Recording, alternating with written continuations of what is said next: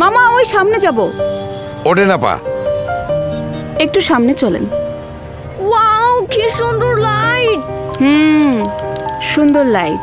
বিদ্যুৎ আমাদের আরো অনেক গুরুত্বপূর্ণ কাজে আসে, কিন্তু এখানে অযথা লাইট জ্বালিয়ে অপচয় করছে। হ্যাঁ হ্যাঁ, এখানে।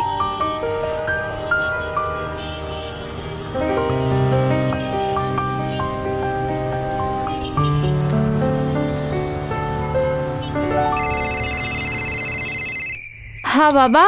মারে পড়তেছস? শোন না, আজ এখন পর্যন্ত 900 টাকা হয়ে গেছে, আর কয়টা টাকা হইলেই তোর পরীক্ষার ফি কালকা দিয়ে দিতে পারুম। শোন, তুই কিন্তু খুব ভালো করে পড়বি, তোর অনেক বড় হইতে হইব। বাবা আমি মন দিয়া পড়মু কেমনে? সারাদিনে কারেন্ট নাই, লাইটেও চার্জ দিতে পারি নাই, ফোনেও না। যে কোনো সময় ফোনটাও বন্ধ হয়ে যাইব। কোনো রকমে একটা হারিকেন। হায় রে, এখানে হাজার হাজার বাতি জ্বলে, চারিদিকে আলো, আর আমার ঘরে শুধু অন্ধকার।